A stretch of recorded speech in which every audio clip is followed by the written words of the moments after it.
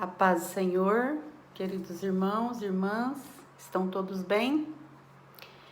Estou aqui, para gravar esse vídeo, porque nós não podemos estar na escola dominical presencialmente, mas nós podemos fazer através do celular, que isso é uma vantagem das tecnologias que hoje tem para nós, E a gente deveria aproveitar.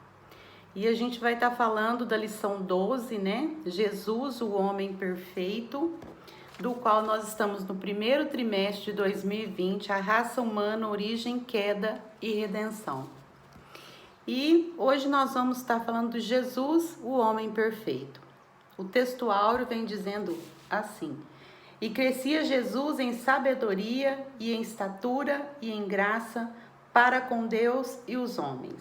Lucas 2, verso 52. Verdade prática.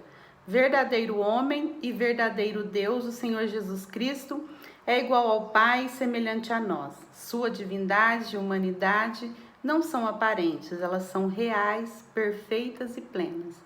A leitura bíblica em classe, depois eu gostaria que vocês fizessem aí nas tuas casas, que é Lucas 2, 40 a 52. E nós temos 3 objetivos a alcançar: expor a divindade de Jesus, explicar a humanidade de Jesus e assinalar a perfeição de Jesus. Então, esses são os 3 objetivos do qual nós temos que alcançar. E eu gostaria de começar com vocês falando um pouco, sobre a divindade e sobre a humanidade de Deus. Alguns, durante a história, negaram a existência do Jesus histórico. Alguns dizem que existiu e que ele foi um líder revolucionário, um profeta, um carismático, um judeu que viveu do judaísmo e para que voltasse a lei, para que através de Jesus a lei voltasse para os judeus. Mas nós acreditamos que Jesus, ele veio à Terra, ele saiu da onde ele estava e veio para a Terra, e ele é 100% Deus e 100% homem, Vamos pegar o texto de Isaías 9, do verso, o verso 6.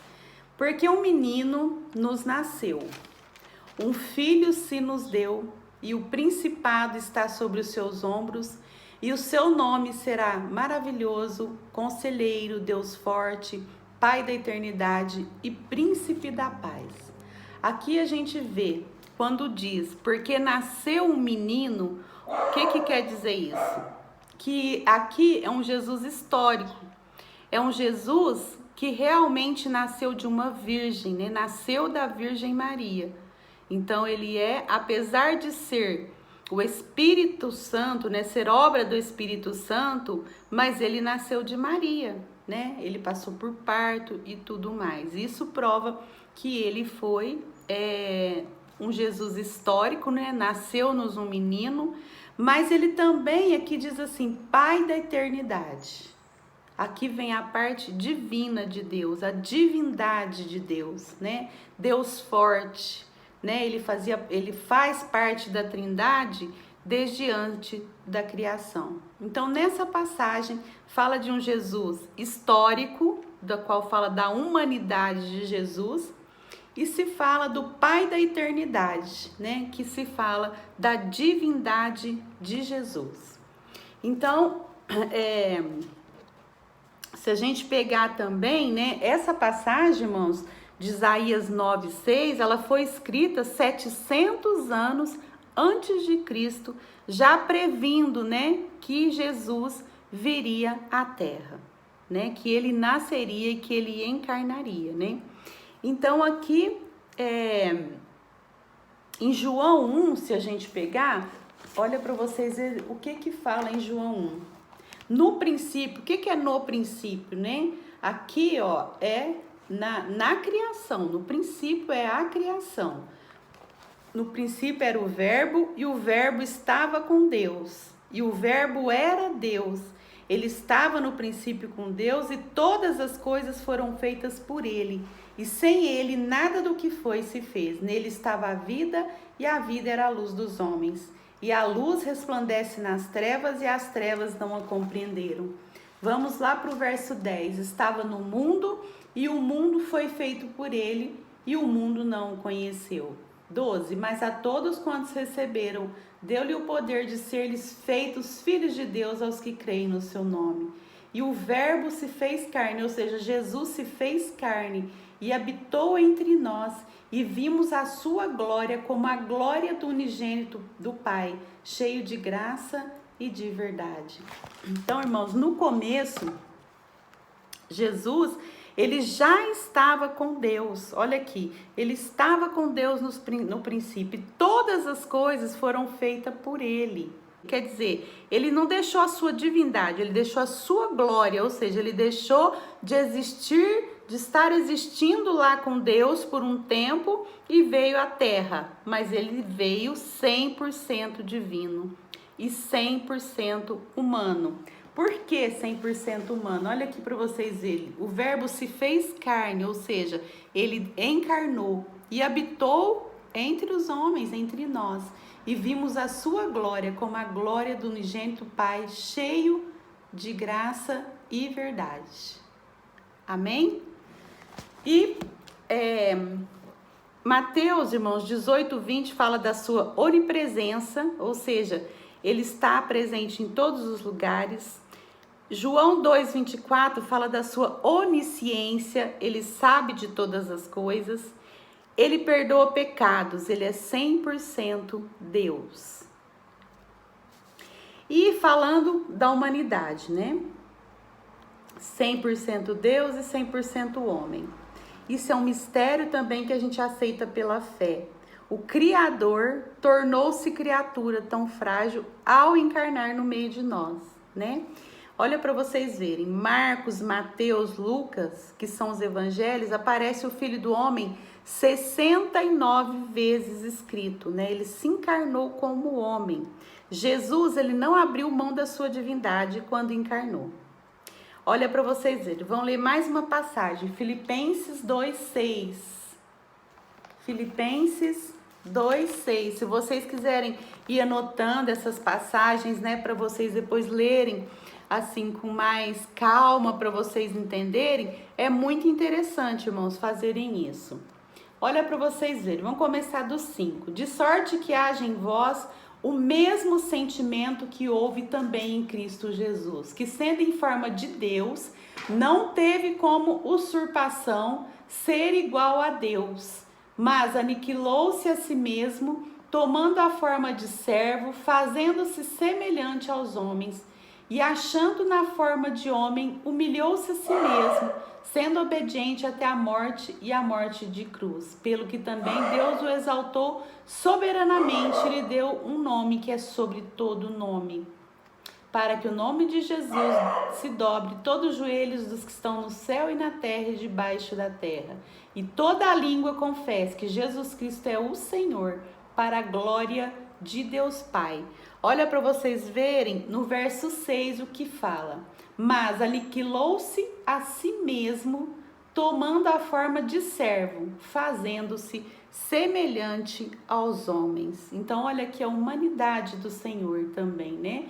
Mas aniquilou-se a si mesmo, tomando a forma de servo, fazendo-se semelhante aos homens. Ele só não foi igual aos homens porque ele não tinha o pecado original e também pela sua experiência durante a vida ele não cometeu nenhum pecado, irmãos. Então, olha para vocês verem. Ele é igual a Deus e é semelhante aos homens. Tem corpo, né? Tem alma. Jesus, irmãos, pela humanidade dele, ele precisou crescer fisicamente. Ele precisou aprender a falar como a gente, andar, se alimentar, teve fome, né? Quando ele esteve no monte, né? Quando ele teve o jejum, né? De 40 dias, ele teve fome, né? E ele teve sono, irmãos, ele foi tentado, né? mas ele é perfeito. Ele foi tentado, mas ele não pecou como a gente, né? Jesus foi uma criança normal, judaica. Aos 9 anos foi ao templo aprender a palavra. Jesus aprendeu uma profissão, né? Então, Jesus, ele foi 100% homem e 100% Deus. Após o arrebatamento, irmãos, nós seremos semelhantes a ele. Nós continuaremos sendo criaturas com corpo glorificado e ele, Deus, com corpo humano glorificado, né? Então, como características, ele é impecável, né? Porque ele foi concebido pelo Espírito Santo, ele é sem falha, o santo justo, segundo Adão. Ou seja, por que segundo Adão? Porque ele foi... Ele nasceu, irmãos, como Adão, sem nenhuma mácula, sem nenhum pecado, né? Não foi gerado pelo pecado, jamais cometeu pecado. Então, a encarnação de Cristo é o verdadeiro amor à humanidade. Espero que vocês tenham entendido mais ou menos essa explicação, né? E nós vamos começar na introdução. Isso que eu falei agora é um subsídio, né? Que eu pesquisei para vocês com muito amor, para que vocês aprendam cada vez mais, né? Porque mesmo com toda essa dificuldade que a gente está passando, né? Com esse vírus e tal, mas o nosso Deus continua no controle, irmãos. Não se desespere, fique de joelhos, busca o Senhor, faça o que as autoridades estão pedindo, não sejam pessoas ignorantes, né? Façam o que está sendo pedido, porque as autoridades, elas são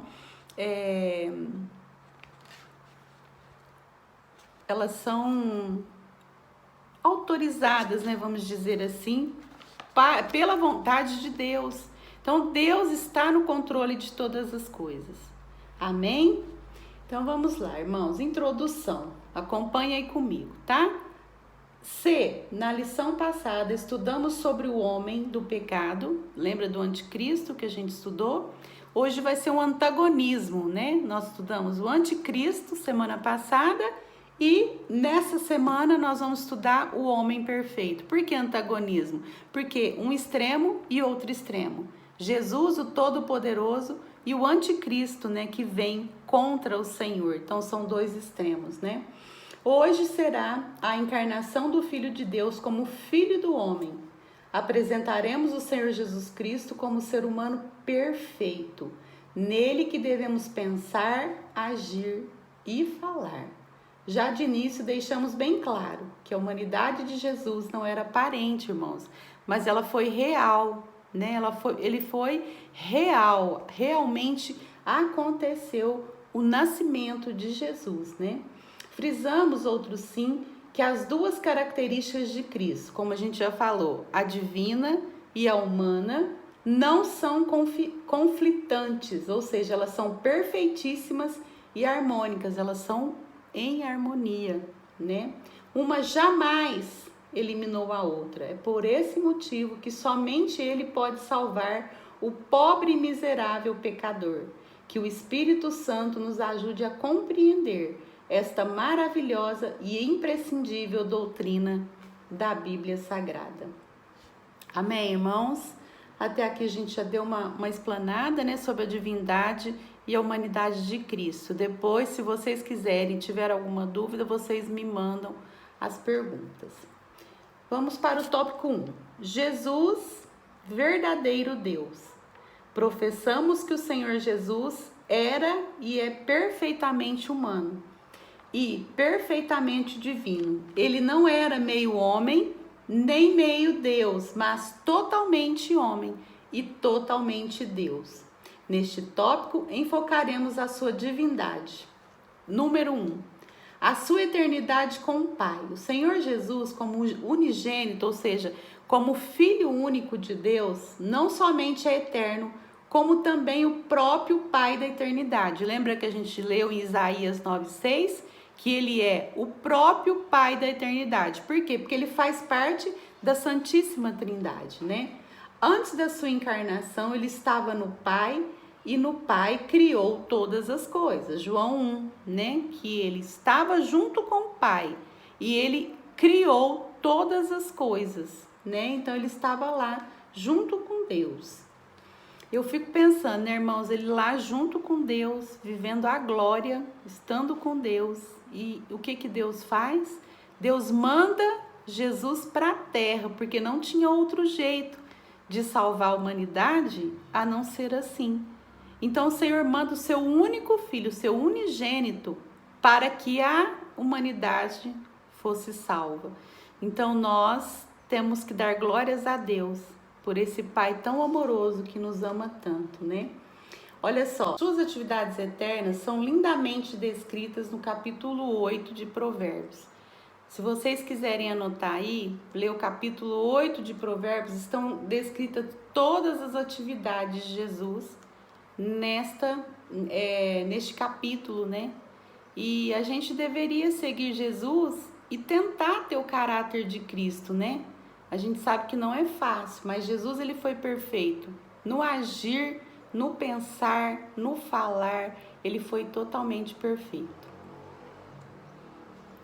Seus atributos, grandezas e perfeições. Jesus Cristo é a fonte da vida, né? Então isso aqui são os seus atributos, grandezas e perfeições. Nós vamos citar alguns aqui, olha. Jesus Cristo é a fonte da vida. Isso está em João 1 e verso 4. Logo ele tem vida em si mesmo, né? Está em João 5,16. Sendo Deus de Deus, ele é imutável, irmãos. Ou seja, ele é o mesmo ontem, hoje e sempre. Ele não muda. Pode vir um monte de religião, pode vir um monte de relativismo, né? Mas Jesus Cristo, ele é imutável, ele é absoluto, né? O que ele falou vai se cumprir, irmãos. Não é talvez vai se cumprir, porque ele não muda, né? Ele é onipresente, como a gente falou. Ele é onisciente, né? E ele é onipotente. Ele tem todas essas características que são a onipresença, a onisciência e a onipotência são características e são atributos dele só, né? Não pode ser ignorada, porque todo o poder nos céus e na terra acha-se nas mãos do Senhor. Então, irmãos, não vai cair uma folha da árvore se não for para que Jesus autorize acontecer isso. Então, não importa o que aconteça, irmãos, todo o poder, todo o controle está nas mãos do Senhor. E nós estamos nas mãos do Senhor. Ele tem cuidado de nós. Não se desespere diante de nenhuma situação, irmãos, porque aqui ou em qualquer lugar, nós estamos com Jesus Cristo. Amém? Número 3, ele esvaziou-se da sua glória, mas não da sua divindade, né? Então, esvaziou-se da sua glória. O que é glória? Era a experiência de Jesus, da presença de Deus na vida eterna. Isso era a glória dele.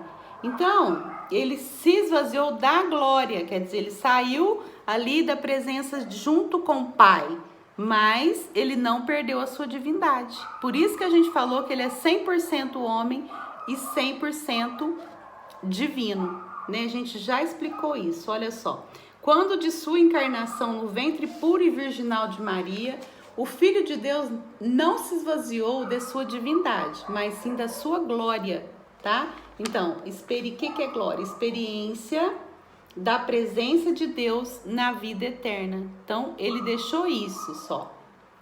Conforme podemos atestar pelos versículos já mencionados, o Senhor Jesus, em seu ministério terreno, fazia uso de seus atributos divinos sempre que necessário. Em sua oração sacerdotal, ele reivindica junto ao Pai não a sua divindade, mas a glória, que desde mais remota eternidade desfrutaram no perfeitíssimo e infinito círculo da Santíssima Trindade. Seus discípulos sabiam que ele era Deus, né? Ele era um homem cheio do Espírito Santo e ele deixou a sua glória perfeitíssima, com tudo perfeito, né? Com seu Pai, para estar no meio de nós, para se encarnar como um homem, para sentir dor, para sentir cansaço, sono, tudo isso que a gente sente, irmãos. Sabe por quê? Por amor a mim e por amor a você. Então, síntese do tópico 1. As Escrituras revelam que o Senhor Jesus era e é perfeitamente humano e perfeitamente divino.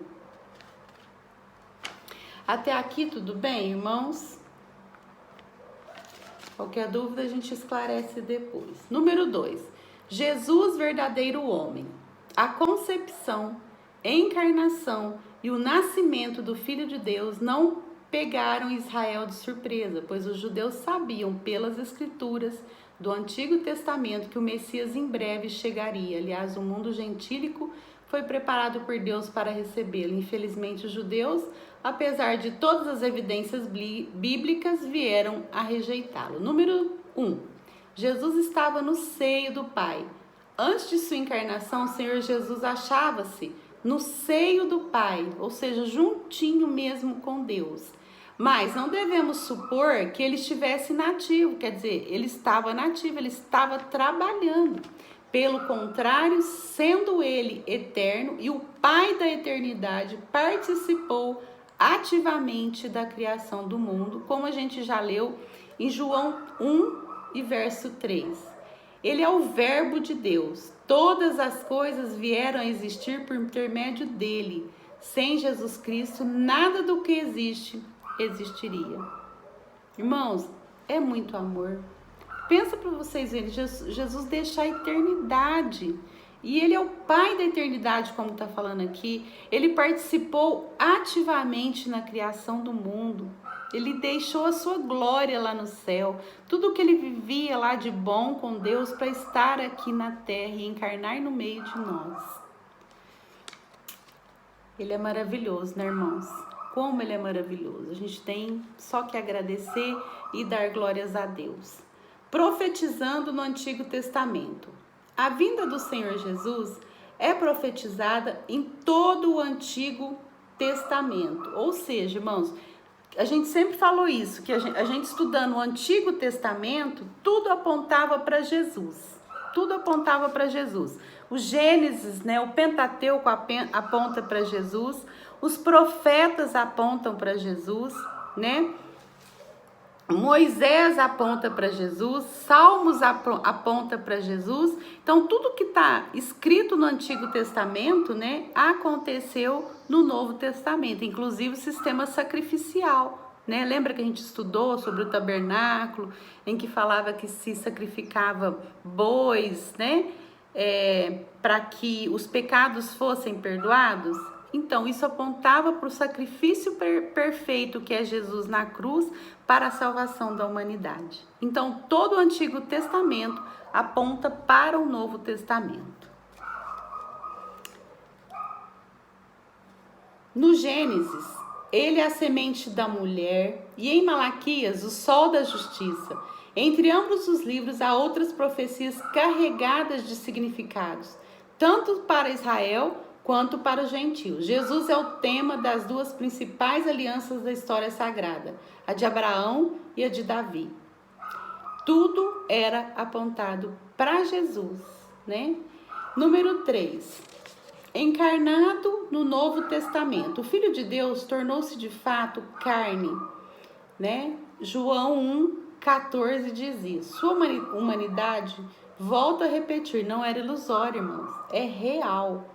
Embora concebido sobrenaturalmente, ou seja, através do Espírito Santo, que a gente sabe, né, que o anjo Gabriel veio e disse a Maria que ela conceberia pelo Espírito Santo, que é uma maneira sobrenatural, o seu nascimento foi tão natural quanto o nosso. Com certeza, irmãos, ele nasceu de parto normal, né, porque na época não tinha cesárea. Então, ele nasceu como nós, ele passou, né, por um parto, pelo trauma do parto, que a gente sabe, né, estudando, que a criança quando sai do útero da mãe, ela sofre todo um trauma, tanto na cesárea como no parto normal, e com certeza ele foi de parto normal, né, e ele sofreu todo o trauma, então foi natural como nós, né, então ele é humano, ele passou realmente pela humanidade. Olha, ele sentiu nossas dores e incômodos, teve fome, teve sede, no jardim da agonia experimentou profunda tristeza, irmãos. Olha para vocês verem, ele era 100% divindade, mas quando ele veio, ele foi 100% homem, né? Ele teve medo. Ele sentiu uma agonia tremenda. Então ele passou pela humanidade até nisso, né? Então ele sentiu muita tristeza, né? A nossa semelhança à humanidade de Jesus era completa. Ele tinha corpo, ele tinha alma e tinha espírito. Isso está em Mateus 27, 57 e 8.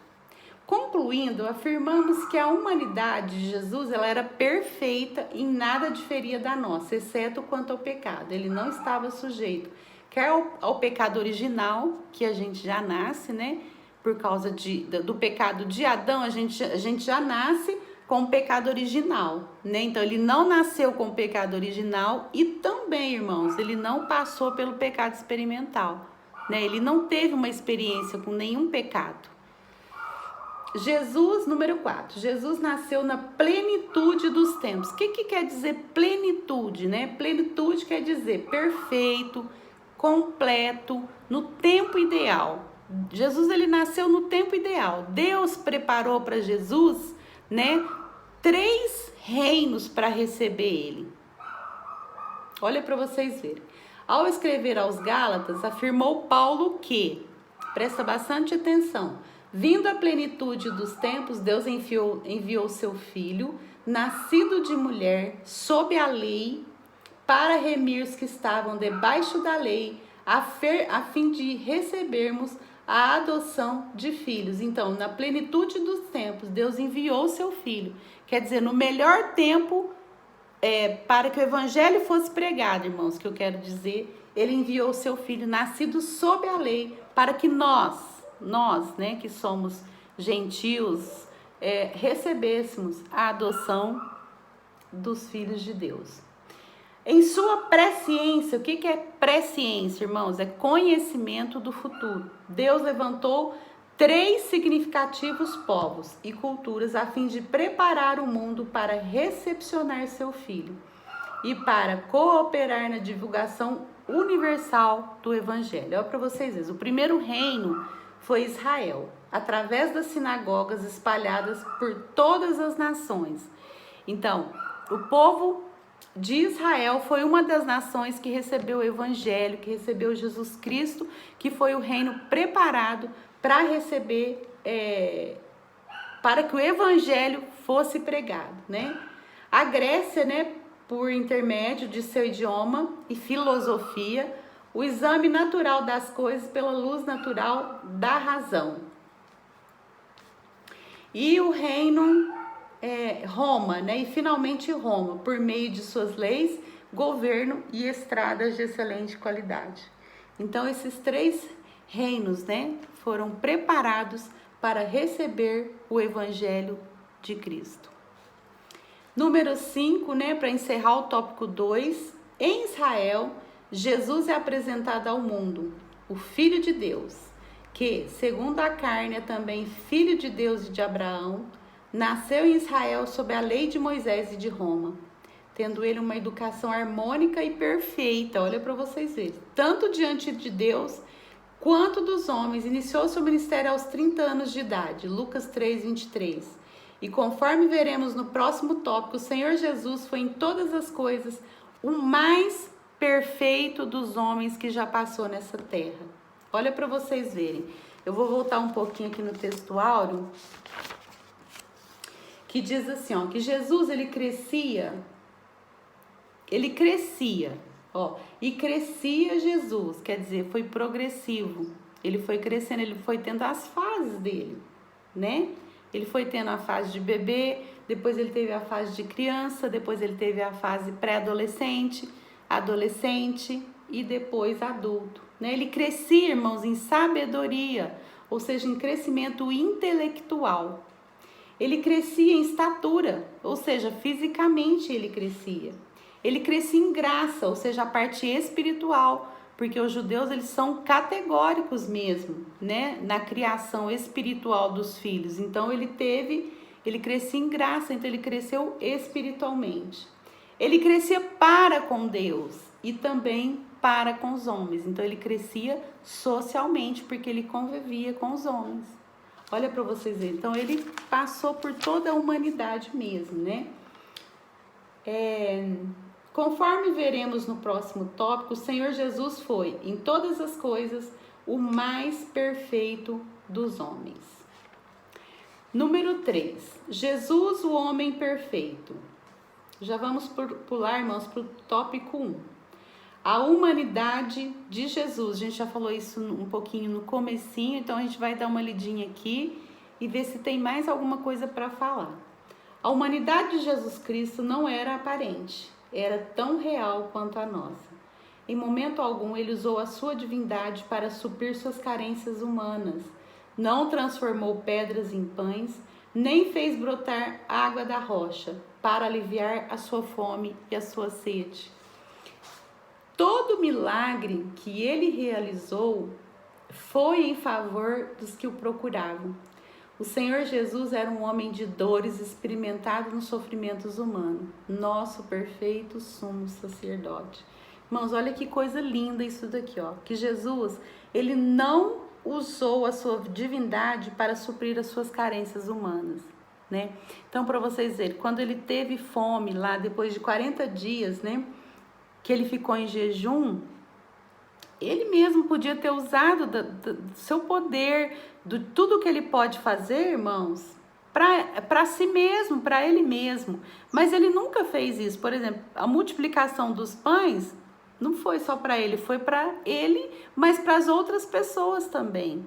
Então ele nunca usou, né? Ele nunca supriu as suas carências, sejam elas qual for, né? As suas carências humanas, através do seu poder.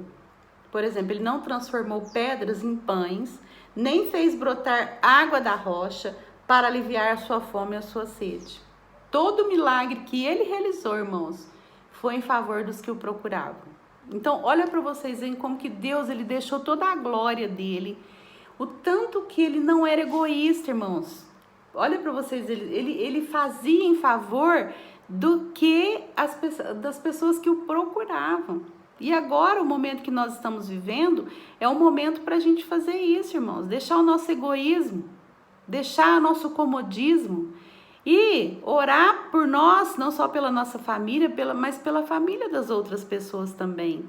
Se as pessoas precisarem de nós, irmãos, e a gente poder ajudar, a gente ajudar, irmãos.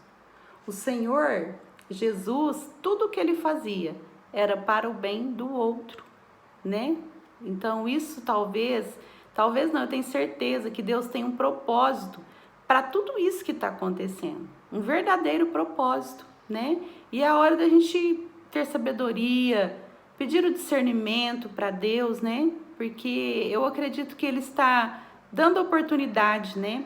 Para as pessoas que estão afastadas da igreja, para as pessoas que, se a gente, né, não estivesse seguindo certinho aquilo que está na Bíblia, a gente se consertar diante de Deus. Aquelas pessoas que realmente estão no mundo, né, elas também se consertarem diante da presença de Deus. Agora é a hora, né? Agora é a hora da gente fazer isso. Um momento de reflexão, um momento de oração, um momento de se consertar diante da presença de Deus. Olha, irmãos, o Senhor Jesus era um homem de dores, experimentado pelos sofrimentos humanos, nosso perfeito sumo sacerdote. Então ele foi experimentado no serviço, ele foi experimentado, irmãos, porque ele tinha uma profissão, né? Com certeza trabalhava no sol, com certeza sentia aquela canseira de noite, porque tinha trabalhado muito, né? Porque o ministério dele foi dos 30 aos 33, então ele aprendeu uma profissão como a gente, né? Então ele foi um homem experimentado de dores e experimentado de sofrimento humanos. Jesus, o último Adão. O primeiro Adão fracassou no Éden. O último Adão triunfou no deserto e no Calvário. Olha para vocês verem que lindo. Então, o primeiro homem que Deus criou perfeito, né? Ele fracassou no Éden. Quer dizer, ele fracassou num lugar onde Deus deixou tudo perfeito. Era só viver, né, irmãos? Era só viver daquilo que Deus tinha criado e construído para o homem. E o último Adão, que é Jesus, ele triunfou no deserto e no Calvário. Olha que homem perfeito esse, irmãos. Olha para vocês verem, ele triunfou no deserto. O que é o deserto? Lá tem fome, lá tem sol quente, lá tem frio, lá tem de tudo.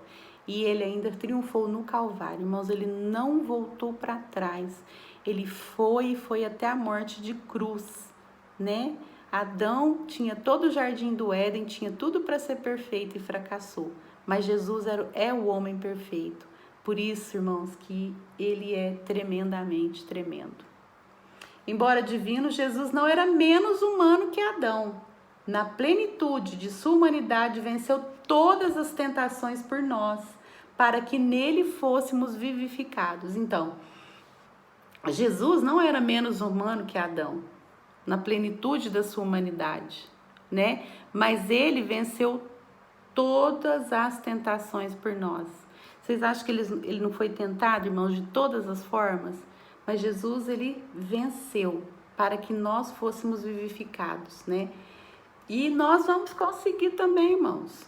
Nós vamos conseguir, né? Através da ajuda de Deus, né? Nós vamos conseguir também passar por essas dificuldades e um dia ver a face do Senhor, né? Vamos ficar firmes no Senhor Jesus, que tudo vai dar certo, irmãos. A perfeição espiritual e moral de Jesus. Como já frisamos, o Senhor Jesus, embora dotado de uma natureza humana igual à nossa, jamais esteve sujeito ao pecado original, nem ao pecado experimental. Eis o que escreveu o autor da epístola aos Hebreus, porque nos convinha. Tal sumo sacerdote, santo, inocente, imaculado, separado dos pecadores e feito mais sublime do que os céus, tanto no falar quanto no agir. Jesus era perfeito. Nenhum dolo, ou seja, nenhuma fraude tinha em Jesus, ou engano achava-se em seus lábios. Ele era perfeitíssimo em todas as coisas. Ele é o nosso excelso modelo, sublime, digno de louvor. Esse é o homem perfeito. Esse é o nosso Jesus, todo-poderoso, né? Para que a gente, irmãos, consiga, né, chegar perto do caráter de Cristo, nos santificarmos todos os dias, nós precisamos andar em espírito. Se nós não andarmos em espírito, como eu sempre falo nas aulas, existem o material e o espiritual. Qual que eu vou alimentar? Se eu alimentar o espiritual, é o que vai reinar em mim. Se eu alimentar o espiritual, a carne ela vai ficar no lugar dela. Agora, se eu alimentar a carne, eu não consigo ser espiritual. Então, para a gente chegar até o final, irmãos, a gente tem que andar em espírito e não na carne. E outra, nós temos que viver aqui com o foco na eternidade. Nós não sabemos a hora que Deus vai nos chamar. Então, nós temos duas eternidades, como a gente sempre fala. Uma com Deus ou uma no inferno. Então, as duas são eternas. Então, o nosso foco é viver aqui, né? Mas com foco na eternidade. Não se prender às coisas da terra. Não se prender a nada. Porque nós não sabemos a hora que Deus vai nos chamar. Então, que nós possamos pensar nisso, né? Ele foi perfeito em tudo, no falar, no agir, né? Então, a gente tentar mudar no falar, no agir, no vestir, no jeito de falar com as pessoas, nossos pensamentos, né? Tentar mudar tudo isso. E com a ajuda do Espírito Santo, a gente consegue, pode ter certeza.